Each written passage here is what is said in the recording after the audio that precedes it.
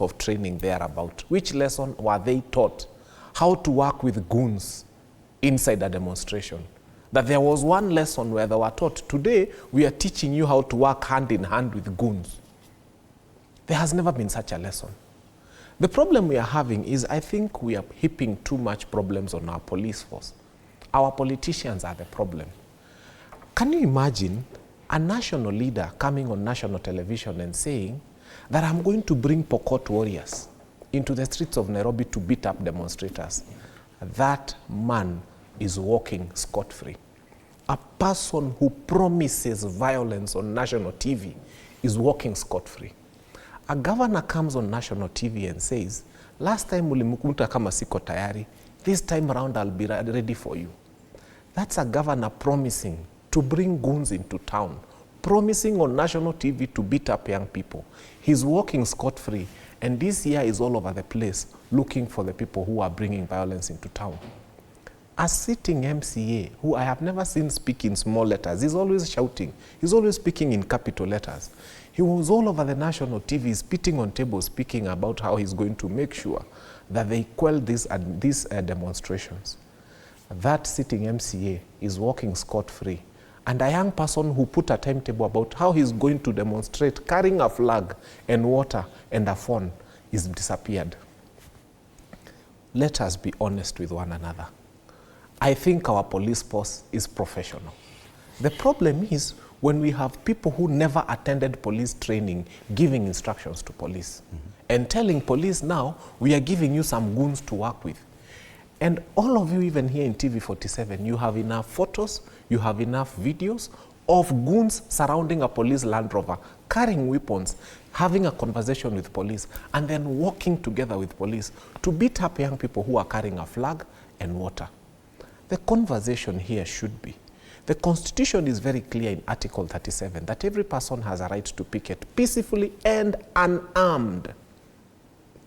The first thing police should do when they descend from their Land Rover is to beat up anybody who is armed, to disarm everybody who is carrying a weapon, and to throw them in a police Land Rover and take them to Central Police Station. Those are the first people you should. But the police is working comfortably with these people. So it is not the police that is the problem. The problem is that our police that is so professional has been allowed to take instructions from hooligans who've never attended police training. And that is the first problem. The second problem is this.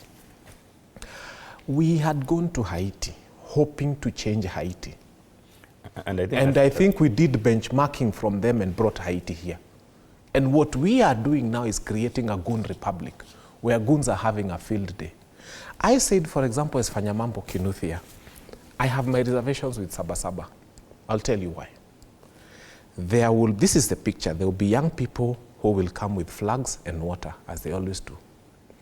Then these horrible creatures who have promised to bring goons in town on national TV will bring their goons.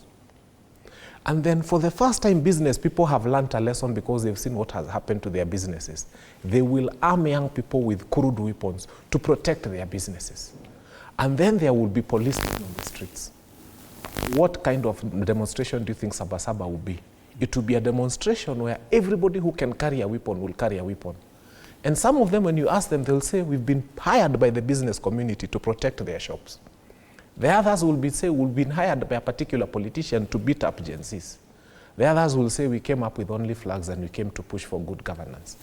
That is why Sabasaba will be a very tricky demonstration. And that's why I'm telling people, before you talk about going there, ask yourself, is this the bloodbath that you want to be part of?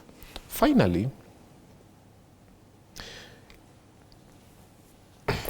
when we decide as a country that we want to be a nation governed by the rule of law, why are young people on the streets? They are on the streets because more than a year later, nobody has addressed the issue of more than 200 of them that are missing. And nobody has wanted to have a conversation about the fact that they were killed and maimed, and nobody cares about it.